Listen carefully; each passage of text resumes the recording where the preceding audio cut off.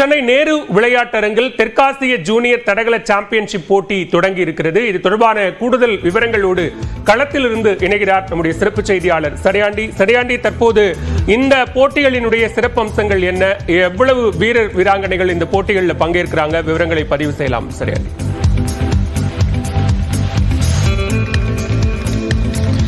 பாலவேல், சென்னை நேரு விளையாட்டு அரங்கில் 29 ஆண்டுகளுக்கு பிறகு சர்வதேச அளவிலான தடகள சாம்பியன்ஷிப் போட்டியானது தொடங்கி இருக்கிறது. இன்று, நாளை மறுநாள் என 3 நாட்கள் தெற்காசிய ஜூனியர் தடகள சாம்பியன்ஷிப் போட்டி இந்த நேரு விளையாட்டு அரங்கில் நடைபெறுகிறது. இதில் இந்தியா, பாகிஸ்தான், பங்களாதேஷ், ஸ்ரீலங்கா, நேபாள், பூட்டான், மாலத்தீவ்ஸ் உள்ளிட்ட 7 நாடுகளிலிருந்து 210 வீரர் வீராங்கனைகள் பங்கேற்று பலப்பரீட்சை நடத்துகின்றன. தற்பொழுது நாம் நேரலையில் பார்த்துக் கொண்டிருப்பது மகளிர் 100 மீட்டர் ஓட்டப்பந்தயமானது தற்பொழுது நடைபெற்று வருகிறது. தகுதி சுற்று போட்டி நடைபெறுகிறது.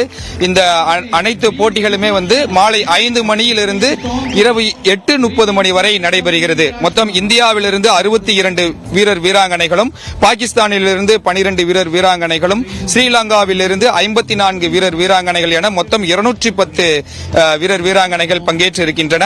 இந்தியாவிலிருந்து பங்கேற்றிருக்கக்கூடிய அந்த 62 வீரர்களில் 9 பேர் தமிழ்நாட்டை சேர்ந்தவர்கள் என்பது குறிப்பிடத்தக்கது.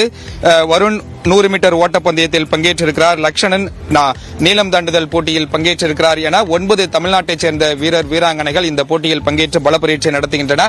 ஒட்டுமொத்தத்தில் 20 வயதிற்குட்பட்ட வீரர் வீராங்கனைகள் இந்த ஜூனியர் தடகள சாம்பியன்ஷிப் தொடரில் பங்கேற்றிருக்கிறார்கள்.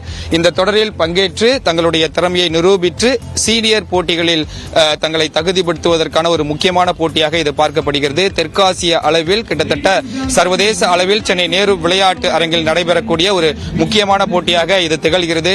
ஒலிம்பிக் போட்டிக்கு செல்வதற்கான ஒரு முக்கியத்துவம் வாய்ந்த போட்டியாகவும் இந்த ஜூனியர் தடகள சாம்பியன்ஷிப் போட்டி முக்கியம் பெறுகிறது. பாலவேல், 29 ஆண்டுகளுக்கு பிறகு சென்னையில் சர்வதேச தடகள போட்டிகள் தொடங்கி இருக்கிறது.